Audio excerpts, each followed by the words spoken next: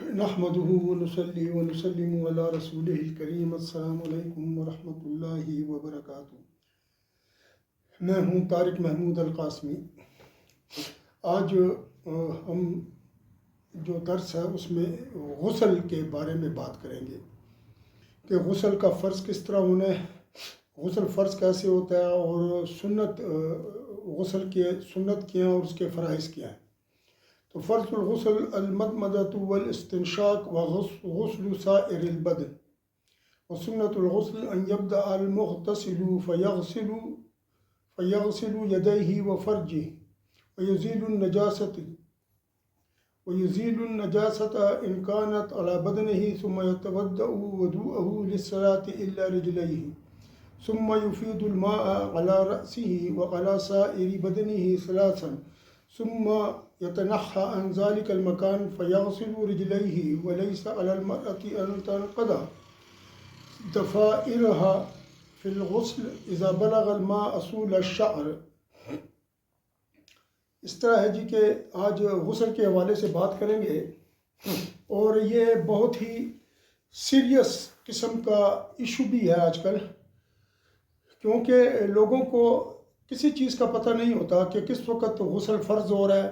کس وقت غسل فرض نہیں ہو رہا، کس وقت غسل کرنا ہے، اور کن اشیاء سے غسل واجب نہیں ہوتا۔ یہ تمام چیزیں جو ہے نا تو آپ نے وہ کرنی ہے۔ دوسری بات اس میں گزارش یہ ہے کہ جو بالغ لوگ ہیں وہ تو دیکھ لیں اس کو، لیکن بچوں کو آپ والدین جو ہیں یا جو کے بڑے بھائی وغیرہ ہیں، جو شادی شدہ لوگ ہیں، وہ آج کے پروگرام کو سن کے اس کے بعد خود بچوں کو بتا دیں، تو بچوں کو یہ نہ دیکھنے دیں، کیونکہ اگر میں اس کو چھپا لوں گا تو پھر وہ اس درس کا کوئی فائدہ نہیں ہے، اور اگر کھل کر نہ بتاؤں تو بہت سارے لوگ جو ہے تو ان کے لیے مسئلہ بن جائے گا، وہ ادھورے رہ جائیں گے۔ تو غسل جب آپ کریں گے تو غسل جو ہے نا تو اس کے لیے جو فرض ہیں وہ تین ہیں۔ ایک کلی کرنا، کلی سے مراد یہ کہ آپ پانی منہ بھر کر لیں اور غرارے کریں اس کے ساتھ کہ آپ کا جو ہے نا حلق کے اندر تک پانی لگ جائے، اس کو مدمدہ کہتے ہیں۔ ایک تو وضو والا ہے نا کہ صرف کلی کر لیا آپ نے، لیکن اس میں ذرا پانی غرارے تک آپ کو کرنے ہوں گے، تاکہ پانی جو ہے تو مکمل طور پر ایک مبالغے کے ساتھ جو فرض ہے کلی کرنے کا وہ پورا ہو جائے۔ اس کے بعد ناک کے اندر پانی ڈالنا ہے، تو ناک میں آپ چلو میں پانی لیں گے اور اس کو ناک کے اندر ڈالیں گے، چلو کے اندر پانی لے کر اس کو ناک میں ڈالیں گے، اور ناک سے پانی کو اوپر کی طرف کھینچیں گے کہ آپ کے یہاں پر جلن پیدا ہو یا تھوڑا سا دماغ میں جلن پیدا ہو۔ اگر کہ پانی آپ کے جلن پیدا نہیں کر رہا اور یہاں تک اوپر تک بالکل نہیں آیا کھینچنے سے بھی، تو آپ کا غسل نہیں ہوگا، کیونکہ پانی یہاں تک پہنچانا فرض ہے۔ اور اس کے بعد آپ نے پورے بدن کو دھونا ہے، یعنی پورے بدن پر آپ نے پانی بہانا ہے، سب سے پہلے سر پر، پھر رائٹ سائڈ، پھر لیفٹ سائڈ پر، پھر پورے جسم پر، اس طریقے سے کہ آپ کا ایک بھی بال جو ہے جسم کا وہ خشک نہ رہے۔ یہ فرض ہے غسل کا، یہ غسل کا فرض ہے جو آپ نے نہیں چھوڑنا۔ اب اس کے بغیر غسل نہیں ہوگا، اگر پانی یہاں تک نہیں گیا، جلن نہیں ہوئی تو نہیں ہوگا۔ بہت سارے لوگ اس طرح کام کر رہے ہیں، ان کو پرواہ نہیں ہے اس چیز کی کہ وہ جس طرح غسل سے پہلے تھے اس طرح غسل کے بعد بھی ہیں، اور اس میں نمازیں پڑھی جا رہی ہیں۔ تو آپ نے بہت احتیاط کے ساتھ یہ سب کچھ کرنا ہے۔ اب سنت جو ہے غسل کی وہ یہ ہے کہ آپ نے جو غسل کرنے والا ہے وہ سب سے پہلے اپنے ہاتھ دھوئے گا، اور اس کے ساتھ ہی وہ نیت کر لے غسل کرنے کی، کیونکہ غسل کرنے کی نیت کر لے گا تو یہ بھی سنت طریقہ ہے، مستحب ہے، تو آپ کو جو ہے تو اس پر ثواب ملتا ہے۔ تو سنت کر لے، وہ نیت کر لے غسل کی، اور اس کے بعد اپنے دونوں ہاتھ دھوئے، پھر اس کے بعد وہ استنجا کرے، جس طرح ہم استنجا کرتے ہیں اس طریقے سے جو میں نے پچھلی ویڈیو میں بتایا ہے۔ جب استنجا کر لیں تو پھر آپ اپنے رانوں سے لے کر،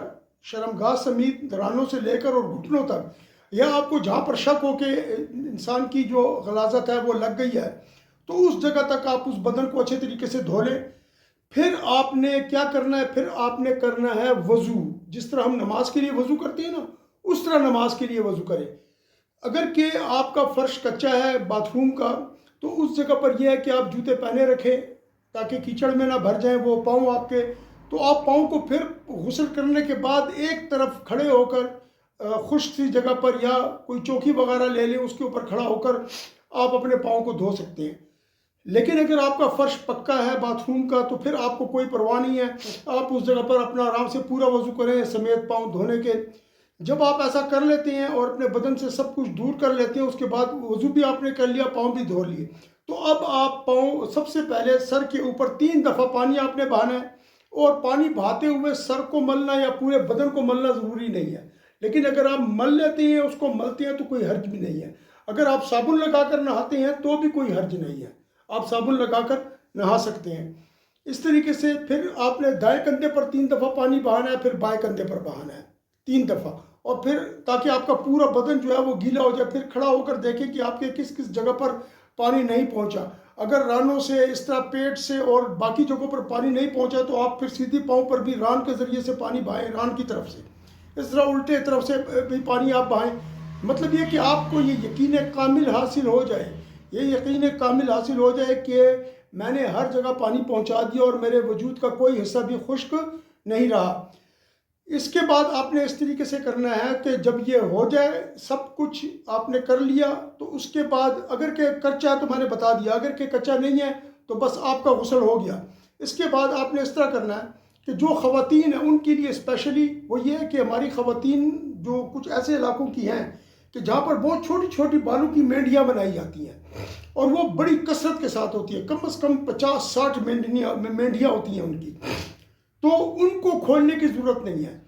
ایک تو خاتون ہوتی ہے وہ ایک چوٹی بناتی ہے، ایک چوٹی بڑی سی بنا کر پیچھے ڈال لیتے ہیں، یہ جوڑا ایک ان کا بنا ہوتا ہے،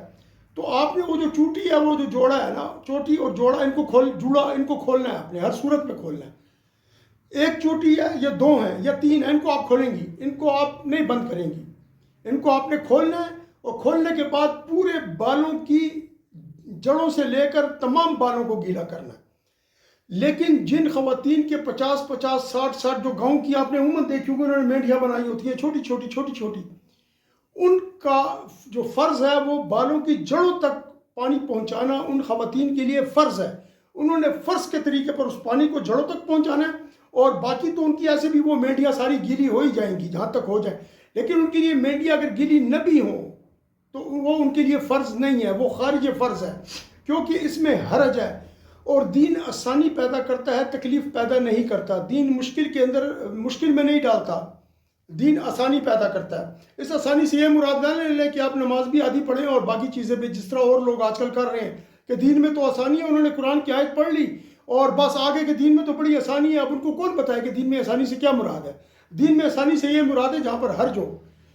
تو اس طریقے سے آپ نے یہ کام کرنا ہے، اور اللہ کے فضل و کرم سے خواتین کا غسل بھی پورا ہو جائے گا جبکہ وہ جڑوں تک، بالوں کی جڑوں تک پہنچ جائے۔ لیکن اگر مرد حضرات ہیں، انہوں نے بال اپنے شولڈرز تک رکھے ہوئے ہیں اور کنگیاں بھی لگائی ہوتی ہیں اور ساتھ میں انہوں نے پیچھے سے چٹکیاں پونیاں بھی باندھی ہوتی ہیں،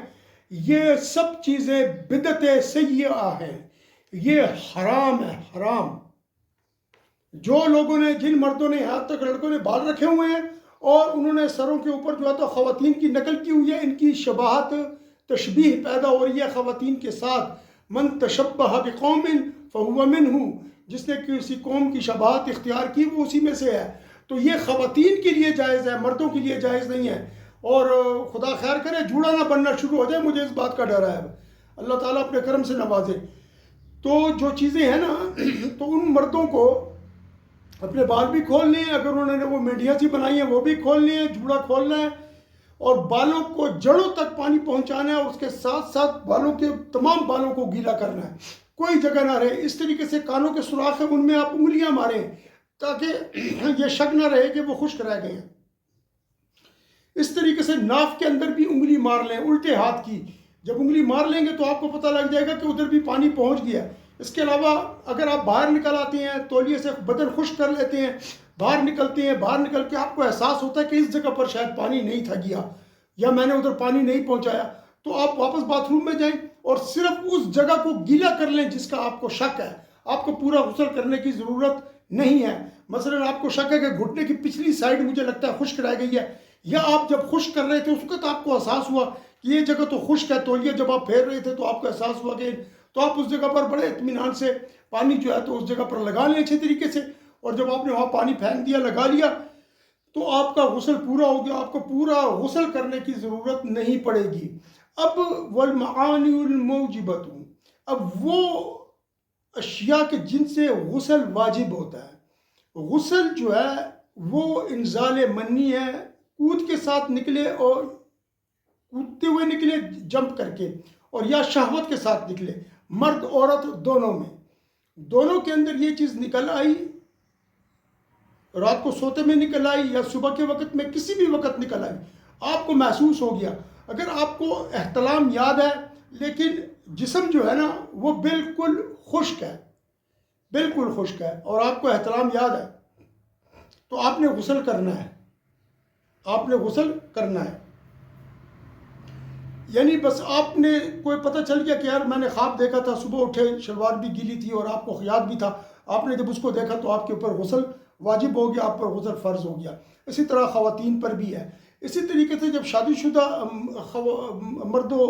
حضرات ہیں، خواتین و حضرات شادی شدہ جب ملتے ہیں تو جب وہ ملاقات کر لی انہوں نے، چاہے ان کو انزال ہوا ہو یا نہ ہوا ہو، چاہے ان کو کسی بھی قسم کی کوئی ایسی کیفیت محسوس ہوئی ہو کہ جو بندہ جب آپس میں ملتا ہے یا جو میاں بیوی کا جو ایک تعلق خدا نے حلال مقرر فرمایا ہے اس کے اندر ملتا ہے، لیکن ان کو اس میں سے وہ کیفیت محسوس نہیں ہوئی، لیکن وہ مل چکے تھے آپس میں، تو اب ان کے اوپر غسل واجب ہو چکا ہے، چاہے انزال ہوا ہو یا نہ ہوا ہو. میری اس بات کو سمجھنے کی کوشش کریں، میں بہت زیادہ اوپن نہیں ہو سکتا. تو آپ نے جب یہ کر لیا تو آپ یاد رکھیں کہ آپ کے اوپر غسل جو ہے نا وہ واجب ہو گیا، آپ پر غسل واجب ہو گیا بغیر انزال منی کے، چاہے ہوا ہے یا نہیں ہوا، چاہے خاتون کو ہوا ہے کہ نہیں ہوا. لیکن جب ایک ملاقات ہوتی ہے اور جب آپس میں ایک ملاقات ایسی ہو جائے کہ آپ سمجھیں کہ تو آپ کو جو ہے نا غسل آپ پر واجب ہو جائے گا، چاہے آپ نے اس سے آپ کا مقصد پورا ہوا ہو یا نہ ہوا ہو. اور دوسری چیز یہ، اس کے بعد حیض، جب خواتین کو حیض اور نفاس، دو قسم کا خون آتا ہے. شادی سے پہلے جو آتا ہے وہ تو حیض کا خون ہے، اور جب لڑکی بالغ ہو جاتی ہے تو اس کو یہ خون آنا شروع ہوتا ہے. اور نفاس بچے کی پیدائش کے بعد آتا ہے. نفاس کا جو خون ہے وہ 40 دن تک جاری رہتا ہے کم و بیش، اور جو حیض کا خون ہے وہ 3 دن کم سے کم اور 10 دن زیادہ سے زیادہ ہے. اگر 10 دن سے تجاوز کر جائے تو وہ حیض نہیں ہے، اور اگر 3 دن سے کم اگر بند ہو جائے تو وہ بھی حیض نہیں ہے. حیض وہ ہوگا جو 3 سے 10 دن کے درمیان ہوگا. جب یہ ہو جائے تو خواتین کو اسی طریقے سے غسل کرنا جو بتایا میں نے کہ نفاس سے بھی اور حیض سے بھی، اور یہی اس کی سنتیں اس کی بھی ہیں اور اس کی بھی ہیں. اب کچھ اور غسل اس طریقے کے ہیں جو نبی پاک صلی اللہ علیہ وسلم نے سنت کے طور پر ہم پر ہمارے لیے سنت مقرر فرمائے ہیں. مثلا جمعے کے دن ہم غسل کر کے جائیں، یہ سنت ہے. عید کے لیے، عیدین جو ہے عید کی نماز پڑھنے کے لیے آئے تو غسل کر کے جائیں، یہ بھی وہ ہے، کیا کہتے ہیں اس کو، سنت ہے. اور احرام باندھتے ہوئے بھی ہمیں جو ہے تو وہ کرنا چاہیے، غسل کرنا چاہیے. اور اس طرح عرفہ کے دن جو ہے نا ہم جب ادھر جا کر عرفہ میں ٹھہریں گے تو اس دن بھی ہمیں جا کر یہ کرنا ہوگا کہ ہم غسل کر لیں. اور لیس فی المزی والودی غسل وفیہما الودو. اب اس میں جو ہے نا دو چیزیں اور ہیں جو مردوں کے ساتھ خاص ہیں. ایک کو مزی بولتے ہیں، ایک کو ودی بولتے ہیں. مزی یہ چیز ہوتی ہے کہ انسان جو ہے نا، آج کل آپ کو پتہ ہے ہمارا ماحول بڑا ہی گندا اور گھٹیا ہو گیا ہے. لوگوں کے، بچوں کے پاس موبائل ہیں، بچوں کے پاس ہر قسم کی سہولت ہے، کمپیوٹر ہے، اس میں کچھ ایسی فلمیں دیکھ لیتے ہیں. بعض اوقات کچھ ایسے اشتہار آ جاتے ہیں کہ ان کے جو وہ جنسی جو خیالات ہیں وہ اشتعال میں آ جاتے ہیں. تو اس کی وجہ سے جب وہ سوچتے ہیں ان لڑکیوں کو دیکھ کر یا جس طریقے سے بھی جو کچھ بھی ہے، تو اس سے جو ہے نا ایک پانی سے نکل آتا ہے، سفید پانی سے نکل آتا ہے مرد کے عضو میں، تو اس کو کہا جاتا ہے مزی. اور ایک ودی ہوتی ہے کہ جب انسان پیشاب کرتا ہے تو پیشاب کرنے کے بعد ایک قطرہ سے نکلتا ہے سفید رنگ کا، بالکل گاڑھا سا ہوتا ہے وہ. جس طرح مزی بھی گاڑھی ہوتی ہے وہ بھی گاڑھی ہوتی ہے، وہ بھی گاڑھا ہوتا ہے، لیکن وہ پیشاب کے بعد نکلتا ہے، اس کو ودی کہتے ہیں. اور یہ جو مزی ہے یہ پیشاب سے پہلے نکلتی ہے، یہ جنسی خیالات سے نکلتی ہے. جب انسان کچھ اس طرح کی شہوت کی بات سوچے تو یہ شادی شدہ مردوں کو بھی آ سکتی ہے اور کنوارے لڑکوں کو بھی آ سکتی ہے. اس کو مزی اور ودی کہتے ہیں. تو جب مزی نکل آئے اس پر غسل نہیں ہے، اس چیز پہ غسل نہیں کرنا آپ نے. یا اس طریقے سے جب وہ نکل آئے، کیا کہتے ہیں، ودی، اس پر بھی غسل نہیں کرنا. اس کے لیے آپ نے سمپل وضو کرنا ہے. دوسری بات یہ، جو منی کا اخراج ہے جو مرد سے نکلتا ہے، اگر کہ وہ لذت کے ساتھ اور کود کے ساتھ نکلے تو مرد کے اوپر غسل واجب ہے. اگر بیماری کی وجہ سے نکل گئی، اس کو نہ کود تھی، نہ اس کے اندر جو ہے نا جمپ قسم کی چیز تھی، نہ اس کے اندر کوئی لذت محسوس ہوئی لڑکے کو، مرد کو، بیماری میں وہ نکل گئی کمزوری کی وجہ سے، یا باتھ روم پخانہ کرنے گیا اور ادھر بیٹھ کر قبض تھا، اس نے زور لگایا اور اس وقت جو ہے تو 4-5 قطرے یا اس طریقے سے منی کا اخراج ہو گیا، ان چیزوں میں غسل واجب نہیں ہے، ان چیزوں میں آپ جگہ دھو لیں اور وضو کر لیں تو یہ سب کچھ آپ کے لیے بہتر ہوگا، اور اس کے اندر وضو ہے۔ اب آگے کہ طہارت کے لیے ہم نے کون سا پانی استعمال کرنا ہے، ہم کون سا پانی استعمال کر سکتے ہیں۔ تو طہارت کے لیے ہم نے جو مطلب ہے کہ احداث ہوتے ہیں، مثلا چھوٹا پیشاب کیا، بڑا پیشاب کیا، یا ہمارے جسم پر کوئی پلیتی لگ گئی، گندا پانی ہمارے اوپر گر گیا، ہم نے اس سے جو ہے تو اس کا جو ہے تو اس کے لیے جائز ہے بما السما، یعنی پانی کا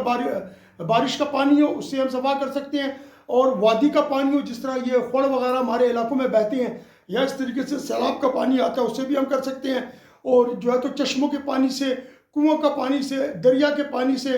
اور جو ہے نا ان سب پانیوں سے ہم وضو بھی کر سکتے ہیں، غسل بھی کر سکتے ہیں، اپنی نجاست کو بھی دھو سکتے ہیں۔ ولا يجوز طہارت بماء اقتصر من الشجر والثمر ولا بماء غلب علیہ غیرہ، اور ہم جو ہے نا